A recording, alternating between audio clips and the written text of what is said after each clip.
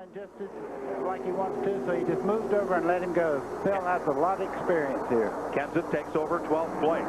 And there's Ron Hornaday working the bottom of the racetrack now against Parsons. And his car working very well. Look at him really shoot on in front of him. One car in the air. Spins around in that big smoke cloud. There are more cars wrecking behind them. Oh, and Waltrip's car had come to a stop and got pounded. Andy Santerre. Oh, last year's Rookie of the Year from Maine. That's Santerre's number 47 that is wrecked. Here is Michael Waltrip's car. And that is Waltrip's car was stopped when it got hit, and it got slammed into by a third machine. Jeff Purvis is involved. He might have had a little bit of help there. It looked like Kenseth might have got into the back. You see the car trying to get up. The flaps on the roof there help get it back down. That keeps the car from flying backwards and getting and turning over back there. But look at all of this smoke, and those drivers coming in there, they can't see where they're going, and they, as Mike said, they're slowing down, and then they start hitting each other and further intensifying the wreck. Let's show you a different angle of it. There they're coming off of turn 2, and you can see the yellow car of Kenseth, and you see those roof flaps that that Buddy mentioned there. Keeps the car down on the ground, but look at all that smoke. Adam Petty gets past. Now Michael Waltrip sitting and looking. Just hoping nobody will hit him. Well, and he knows there's a lot of trouble behind him because he can see them coming. Yeah, he's facing them there. Hillenberg slides by. Now watch, I believe it's Andy Santerre. It is who piles into Waltrip. It's Andy Santerre, and that's how Santerre's leg got injured. And that side-on slide into Michael Waltrip. Let's watch and listen from Elton Sawyer.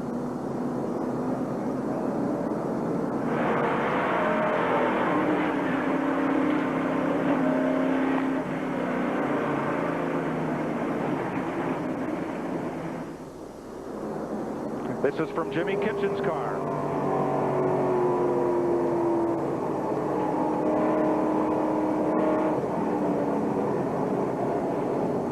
He said, I made it through there, but I'm down on the grass. Another look from the back straightaway as Matt Kenseth turns Michael Waltrip around, and here they all come. Boy, Ron Hornaday in the 31 just did get by there. And the more cars that start sliding their wheels and creating smoke, the more gets involved in it. You know, Ned, that could have been twice as bad, though. Just now, they have the back straightaway about half paved there. A long time ago, that was all grass on the inside. Caution has come out here at Daytona on lap 73, third time today.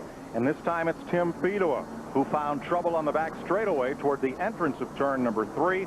Fedowa is limping that car around, trying to get it to the pits as fast as he can. Well, he's running yellow car right here, coming out of the pack, trying to make a pass down on the inside. Oh no, that was the wrong yellow car. He was back further in there and came out of the pack up against the outside wall and then spins the wrong way. But fortunately, no one hits him, but he does hit the wall pretty hard. Well, that spoiler and trunk lid kicked up in the air, that car will be hard to drive, even if they can repair it mechanically. Let's show you from Jimmy Kitchen's car.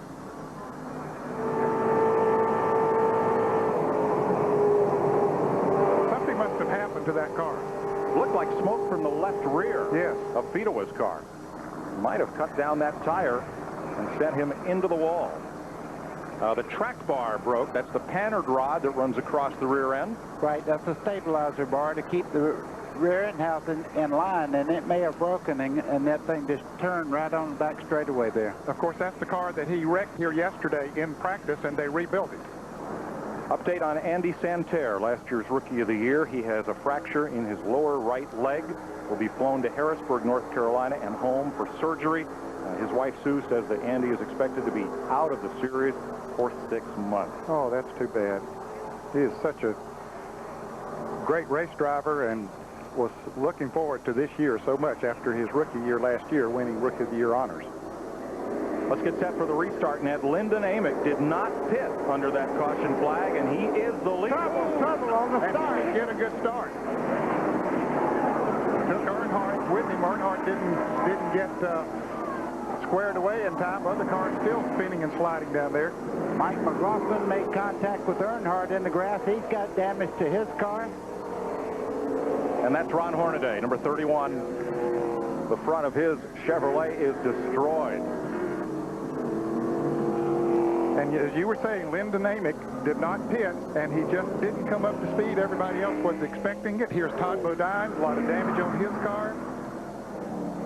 And dejection in the pits of the national champion Earnhardt Jr. There's Phil Parsons, number 10, climbing out. Yeah, they were just getting up to speed, and there was contact just before the start-finish line here. See Phil Parsons here rolling around on the grass. Buddy, he had spun almost to a start, and there was a hard hit there as he came down through the grass. He's hurting somewhere.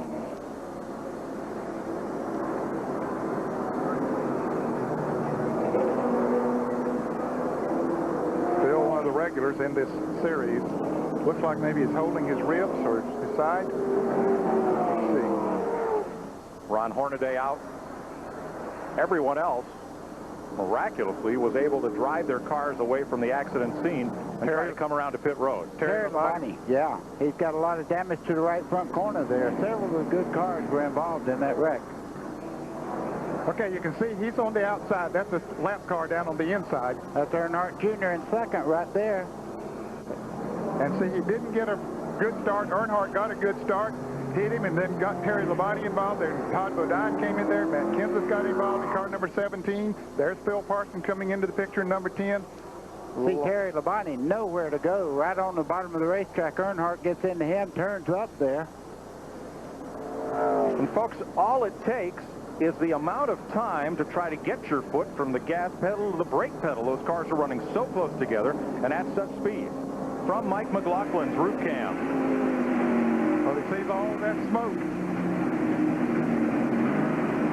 All the way down on the grass, but he gets hit anyway. He thought he had it dodged. And another thing that happens on a situation like that, you're coming down, let's ride down here with Terry Earnhardt and see what happens.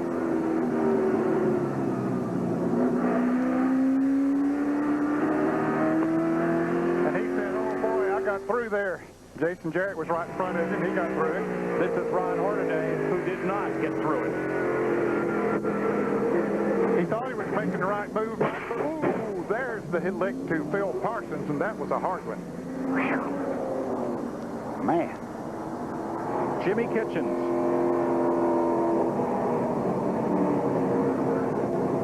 He says, please don't come out in front of me, but he did.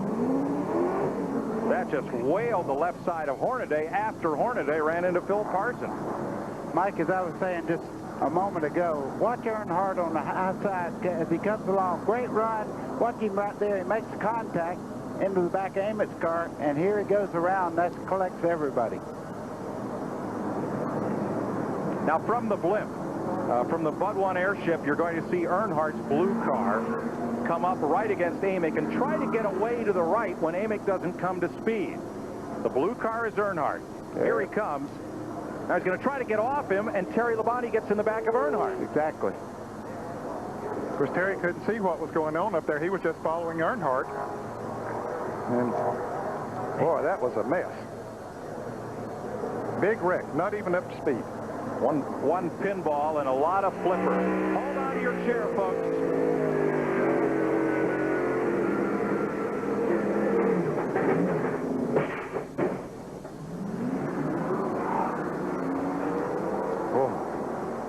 Once again from Jimmy Kitchens.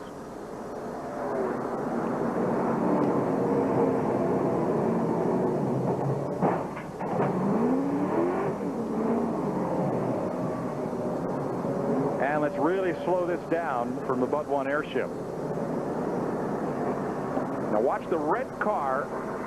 See if he gets into the back there of Earnhardt. Right there. He did, but Earnhardt got in the back of Amick. He was really in the throttle right there, and you say, how do they do that? But you're in the accelerator. You're not on the brake, and you have to react. And when that car is that slow, all of a sudden you're there, and there's no time to react. No, I was saying that just to note the contact, not to fix blame. There's no blame to be placed No blame there. at all. No. The only blame is, and he certainly couldn't help it, was Lyndon Amick just didn't get the start that he wanted. Dick Berggren. And let's find out why Lyndon Amick didn't get the start that he wanted. His crew chief, Barry Dodson, will tell us what happened. Yeah, it was a perfect day so far for Scana and Power Tail, and we got to the lead. Our mileage looked good enough to not stop. We'd already put our last set of stickers on, and the green came out. I told him green flag. He said he hit the gas and something went in the transmission, and we came in and we couldn't change it, so we're just trying to nurse it along, get some points. We don't have any right now, and I hated tore up a bunch of good cars, but it was nobody's fault. Tough day for us, along as well with a lot of others. That's Hillenberg, the green car to the inside, and Mike McLaughlin. You saw number 34 moving back up. Now he's on the left side of your screen and bringing last season's runner-up, Matt Kenseth, with him. Excuse me, I noticed Terry Earnhardt got sideways. He did. He's around backwards now, spinning down toward the tri-oval. Jason Jarrett got into Larry Pearson. The other base motorsports car, Tony Raines, is involved. Jeff Fuller is in it. Dick the Trickle. 00, Larry Pearson, Dick Trickle, Johnny Benson, and the number 50 is in it as well, Mark Green. Well, the wreck started way back in the middle of number 3 corner. You can see Matt Kenseth in the 17 on the bottom side.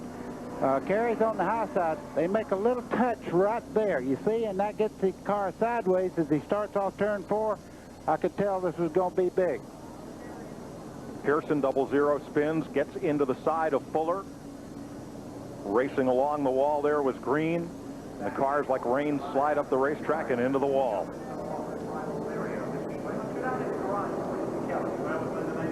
Let's ride with Kerry Earnhardt. They're right there. They make contact.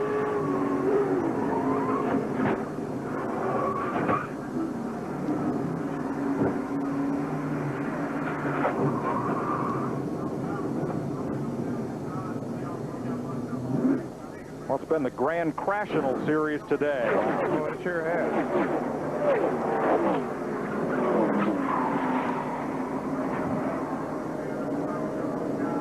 And another look from the infield side of the speedway. And when he came off of the wall back down in front of a lot of other cars, they started hitting each other, and then the racetrack was just closed up. Nowhere to go. Yeah, Mark Green there in the 50, he had nowhere to go at all. He was just collected up as Kerry went down the wall. He was scrubbing off more speed than the brakes would scrub off on the 50 car of Mark Green. One more look coming out of turn 4 from high atop the roof here.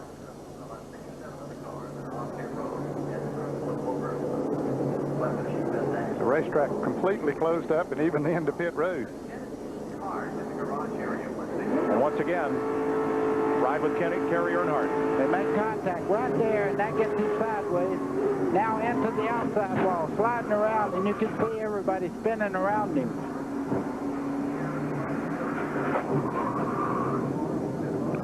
Of the cars involved, so far, only Johnny Benson is shown out of the race. Let's go to Dick Berggren. And he works hard on pit road, cheering his son along. And well, he should. His son is a great race driver. And here they come, hooking up back there, trying to make a move. On the inside, number 32, Jeff Green. Now, as they get side by side, can the leader, LaJoie, get away? Hey, that's the best thing could happen to him. Jeff Green got sideways there underneath the 27 car. Casey Atwood almost lost control. And a big... Oh, trouble, trouble. Oh, and one car upside down. Casey Atwood. And sliding through the grass, Kenseth winds around. White and yellow flag. Atwood's car is destroyed. And did the leader get the caution flag? If he did, they will slow to the checkered flag. If not, they have to come around. Mike McLaughlin's car, left front torn up.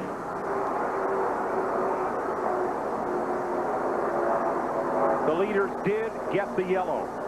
So Randy LaJoie, who saw it all unfold in his mirror, can come around to claim his second championship of this race in 3 years. But he's coming around at a pretty good clip. He's not sure of that, Mike.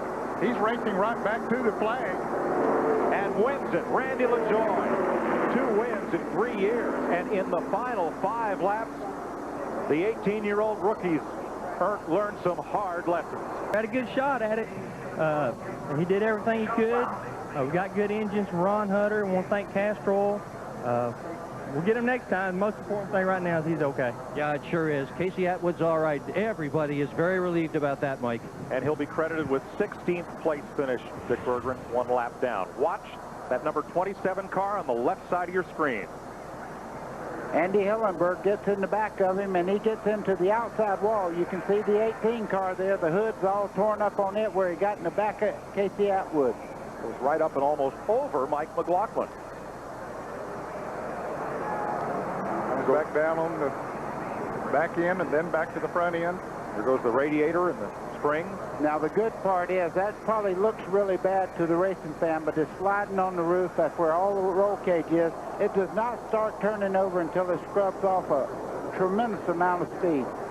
Now, watch him when he hits the grass here. It'll turn over several times there, but the speed is down where it's not like a 190 miles an hour crash.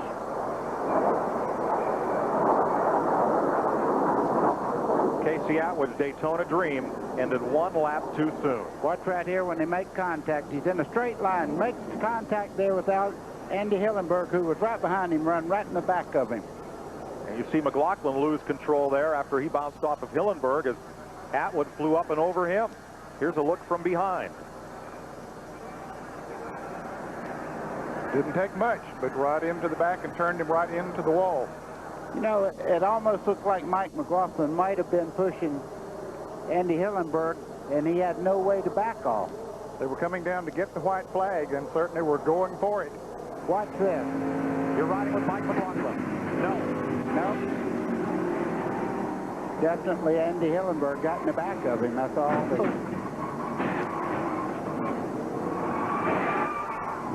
Oh, we've heard that too much today. Wow.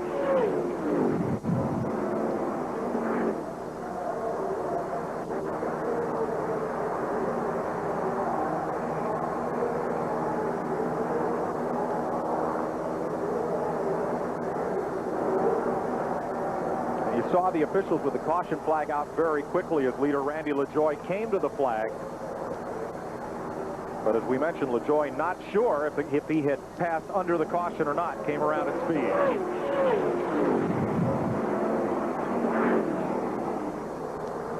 See him coming in a straight line there. They make contact. You'll see 27 just turn right from the contact from behind. When that car gets sideways to the wind, a little bit of uncontrollable lift there. And amazingly, Hillenberg comes on around to finish in 4th place. See the damage to the right front corner, but like you say, Ned, he did make it around. And the best thing that happened to Casey Atwood inside that car is that each one of those impacts took off a little more speed, a little more momentum. Exactly. As it went over and around. If that had happened right there while he was still running 180 miles an hour, it would have been much worse. Wild ride. Let's see from the blimp and see the relationship. That white car McLaughlin you see is a couple of feet back of Hillenberg. They just touch. Boy, what a shot. That tells the story. McLaughlin, 34, almost gets through there.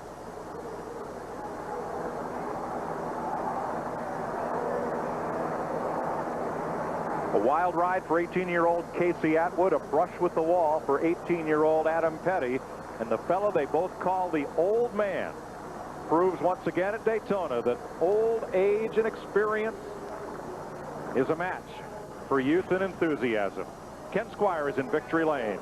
With a man that's won it for the 2nd time, ready to come out.